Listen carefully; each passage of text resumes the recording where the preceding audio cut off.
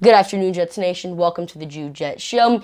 And the 15th day of training camp has concluded. Here are the takeaways from today. So Quinnen Williams was back on the field after missing pretty much the entire offseason with a broken foot. It was glad to see that our superstar defensive tackle is back on the field after missing the entire offseason. This is huge news for the New York Jets.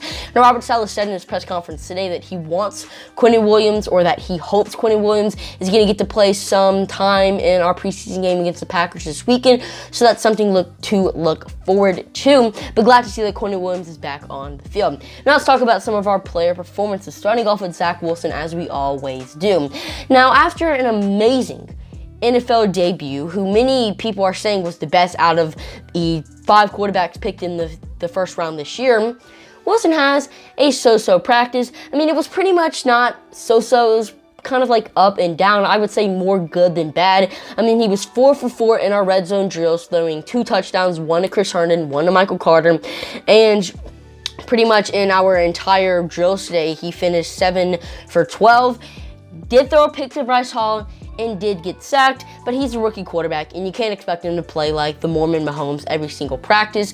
And generally, I think him completing more than half of his passes and him throwing 2 touchdowns is a good thing to see, and especially knowing that we struggled in the red zone in that preseason game against the Giants, just to see us, succeed in practice today in the red zone is a plus to see. So Wilson having a so-so practice isn't the end of the world. Now, Lawson did have 2 sacks a day, and the best part was he was going up against Mekhi Becton.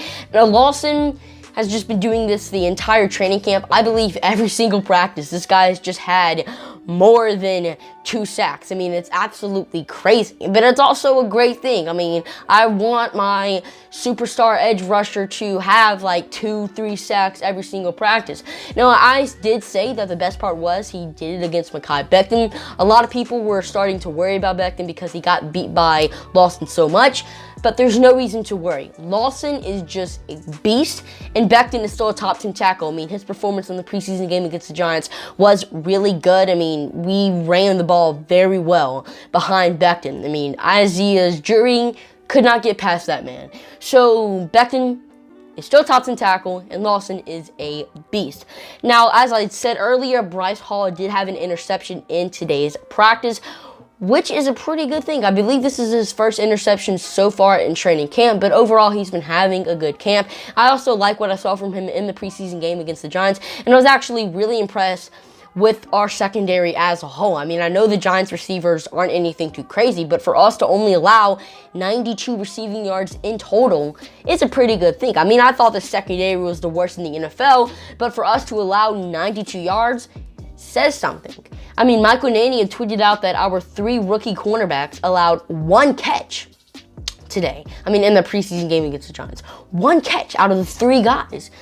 I mean, that is very impressive. So glad to see Bryce Hall have an interception in today's practice. Zane Lewis also picked off James Morgan, and like Carl Lawson, Lewis just seems to make an interception in every practice. I mean, I don't believe he's picked off Wilson yet, but he's had a pick, I believe, in every single practice, and I really want to see Lewis working with the first team because he's had a really good training camp so far, and I want to see how well he could possibly play against, someone like Zach Wilson, covering a guy like Corey Davis. And I do want to mention that when Wilson threw the pick to Bryce Hall, he overthrew Denzel Mims, so it's good to see Mims working with the first team.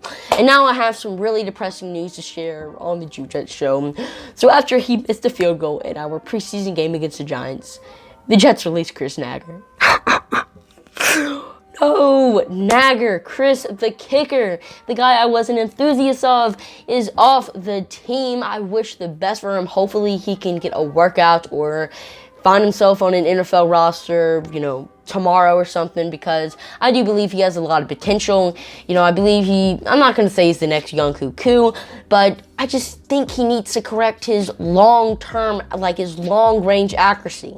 I mean, this guy has a leg, but he's just inaccurate from long. I said it in my undrafted free agent video, and so far in training camp, he just hasn't corrected that. And once he does, I believe Nagra's going to be a really good kicker. But now Danny Amendola is our starting kicker for now. But I definitely believe the Jets are going to sign a kicker in free agency.